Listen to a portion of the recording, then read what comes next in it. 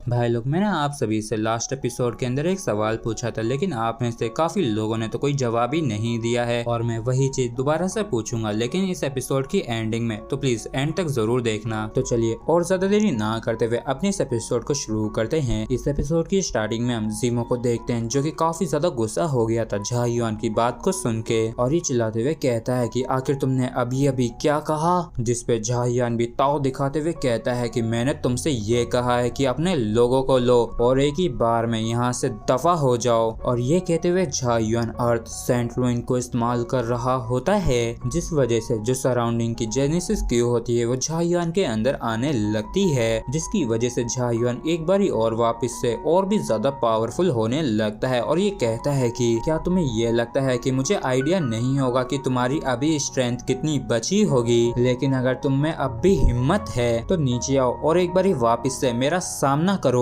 और इस चीज को सुन के जीमो चौंक जाता है और मन में कहता है कि आखिर इसे कैसे पता है कि मेरे अंदर क्या चल रहा है। और फिर ये गुस्से से झा युआन के ऊपर चिल्लाते हुए कहता है कि झा युआन, क्या सच में तुम्हारा इरादा मेरे शैंगलिंग हेवन से मरते दम तक लड़ने का है। जिसपे झा युआन कहता है कि तो ऐसा देखता है कि तुम सच में अभी कमजोर हालत में हो और तुमने तो काफी कड़ी मशक्कत की है कांजुआन हेवन के लोगों को यहाँ पे लाने में, और लगता है कि तुमने ये सब कुछ इस ग्रेट वैली के नीचे जो है उसे छिपाने के लिए ही किया है। क्यों, मैंने सही कहा ना? और क्या तुम्हें सच में लगा कि मुझे ये पता नहीं चलेगा कि यहाँ पे एक हाई क्लास एंसेस्ट्रल की वैन है। और जैसे झा युआन की आवाज यहाँ पे गूंजती है तो यहाँ पे सन्नाटा सा छा जाता है, जबकि जीमो काफी हैरान परेशान होते हुए मन में कहता है कि इस कमीने को तो सच में ये पता है। जबकि इस चीज को सुन के चूकुइंग होरो के काफी तगड़े वाले होश उड़ जाते हैं और ये कहते हैं कि क्या सच में इस जगह के नीचे एक हाई क्लास एंसेस्ट्रल की वेन है, और शायद इसी वजह से इन लोगों ने हमें वहां से इतने फ्रीली आराम से जाने दिया था, जिससे कि ये लोग हमें यहाँ पे लाके घेर सकें। जबकि क्वीन लियान भी एक हाई क्लास वेन का सुन के चौंक गई होती है और कहती है कि हमने पहले कभी भी एक भी ऐसी नहीं देखी है। जबकि इस तरफ झा युआन चिल्लाते हुए कहता है कि तियानयुआन रीजन और कांजुआन हेवन की टीम अटैक करने के लिए तैयार हो जाओ, क्योंकि ये सेक्रेड रेस काफी ज्यादा बेरहम है और अगर तुम लोग अपने साथियों की मौत का बदला लेना चाहते हो तो ये एकदम सही समय है हमारे लिए, और इन्हें उस चीज की कीमत अपने खून से चुकानी होगी। और झा युआन की बातों को सुन के चूकुइंग भी काफी जोश में आ जाता है और ये कहता है कि हम सभी ही इनसे खून का बदला खून से लेंगे और इन कमीनों को यहाँ से जाने मत देना। तो इस चीज को सुन के इन दोनों हेवंस के जो लोग होते हैं वो सभी ही जोश में आ जाते हैं और चिल्लाते हुए जोर से नारे लगाते हुए कहते हैं कि हम अपने साथियों भाई लोगों के लिए खून का बदला खून से ही लेंगे। जबकि इस नजारे को देख के सेक्रेड रेस और जीमो काफी हैरान होते हैं। जबकि इस तरफ झा युआन वापिस से अपने अल्टीमेट अटैक को तैयार करते हुए कहता है कि जीमो, अब जब तुम यहाँ से सिंगल पीस में यहाँ से जाना नहीं चाहते हो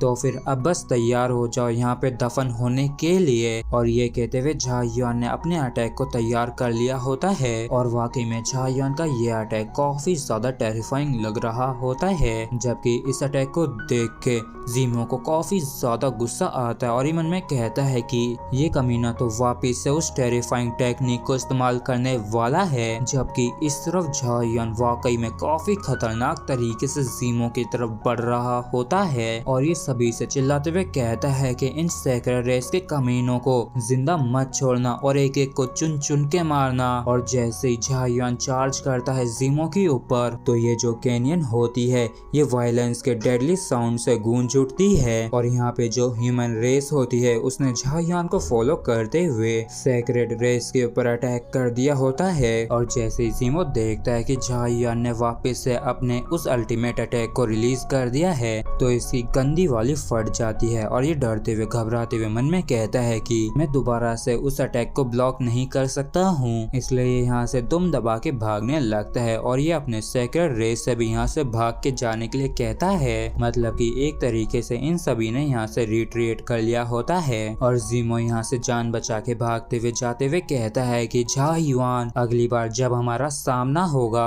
तब मैं तुम्हारे तियानयुआन रीजन की टीम को पूरी तरीके से तबाह कर दूंगा। जबकि इस तरफ झा युआन भी इसके पीछे नहीं पड़ता है और ये आराम से मजे से कहता है कि अरे भाई डरो मत, ये तो बस कलरफुल जेनेसिस क्यू का एक छोटा सा टुकड़ा है है। और वैसे भी सेक्रेट पीपल की प्रोटेक्शन के बिना अगली बार जब हम दोबारा से मिलेंगे तब वो दिन होगा ज़ीमो जब तुम्हारी मौत होगी। और सेक्रेट रेस के रिट्रीट करने के बाद यहाँ पे जो ह्यूमन रेस की टीम होती है वो यहीं पे कैनियन के अंदर थोड़े समय के लिए रेस्ट करती है। जबकि इस तरफ झायुआन कांजुआन हेवन के पास आते हुए कहता है कि सीनियर ब्रदर चू क्विंग, सीनियर सिस्टर क्विंग चैन, मैंने आप सभी को काफी लंबे समय से नहीं देखा है, तो मुझे पूरी उम्मीद है कि आप सभी ही काफी अच्छा कर रहे होंगे। तो चू क्विंग कहता है कि जूनियर ब्रदर झायुआन, मैंने बिल्कुल भी एक्सपेक्ट नहीं किया था कि तुम ही होगे जो हमें यहाँ पे रेस्क्यू करने के लिए आएगा। और सच में इस बार तो तुमने मेरे दिल को छू लिया है। और अगर पॉसिबल हो सके तो मैं तुम्हें अपनी जूनियर सिस्टर क्विंग चैन के साथ इंट्रोड्यूस करवाना चाहूंगा। मतलब कि यहाँ पे चू क्विंग क्विंग चैन को झायुआन की सेटिंग बनाने के लिए पूछ रहा है। और इस चीज को सुन के क्विंग चैन को गुस्सा आ जाती है और वे इसके कनपट्टी पे धर देती है, सॉरी टकले पे धर देती है। और चू क्विंग को ऐसा एक्ट करता देख झायुआन भी थोड़ा परेशान होते हुए मन में कहता है कि ये तो अभी वैसे ही हैं। और क्विंग चैन कहती है कि इस बार ही हम सच में तुम्हारे शुक्रगुजार हैं। तो झायुआन कहता है कि सीनियर सिस्टर, मैं भी कांजुआन सेक्ट का एक डिसिपल हूँ, लेकिन तब भी मैं यहाँ पे थोड़ा लेट आया हूँ। तो चू क्विंग कहता है कि कोई बात नहीं, तुम अपने आप को दोष मत दो इन मौतों और जख्मों के लिए, क्योंकि ये लोग जो मरे हैं ये मेरी वजह से ही मरे हैं, क्योंकि इनका जो एल्डेस्ट ब्रदर था वो इतना पावरफुल नहीं था जो कि इन्हें प्रोटेक्ट कर सके। और अब जल्दी से वहाँ पे जाके सभी से मिल लो, सभी लोग तुम्हारा इंतजार कर रहे हैं। जबकि हम दूसरी तरफ कांजुआन सेक्ट के झायुआन की जान पहचान के लोगों को देखते हैं। और तो और यहाँ पे कांजुआन हेवंस के और भी लीडर्स होते हैं और बारी बारी से ये सभी ही एक दूसरे को ग्रीट करते हैं। और झायुआन कहता है कि मैंने कभी भी सोचा नहीं था कि हम लोग दोबारा मिल पाएंगे, लेकिन देखो तो कि आखिरकार हम यहाँ पे मिल ही गए। और यहाँ पे ये सभी ही एक दूसरे से मिलके काफी खुश होते हैं। और ये बंदा कहता है कि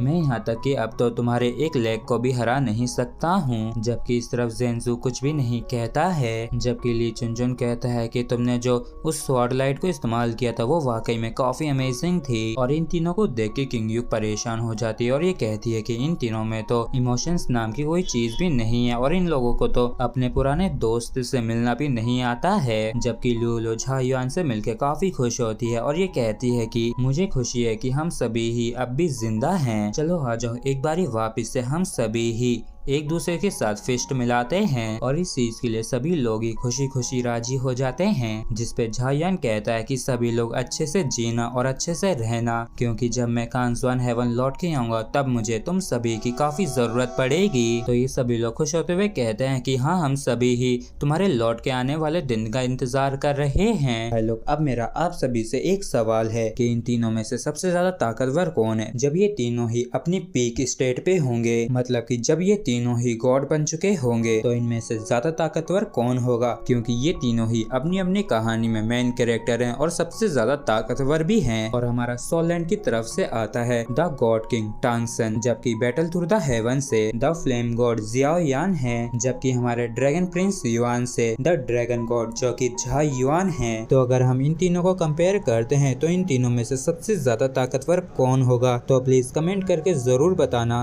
और इसी के साथ हमारा ये एपिसोड भी यहीं पे खत्म होता है। अगर आप लोगों को वीडियो अच्छा लगा हो तो प्लीज चैनल को सब्सक्राइब और वीडियो को लाइक करना बिल्कुल भी ना भूलें। Thank you.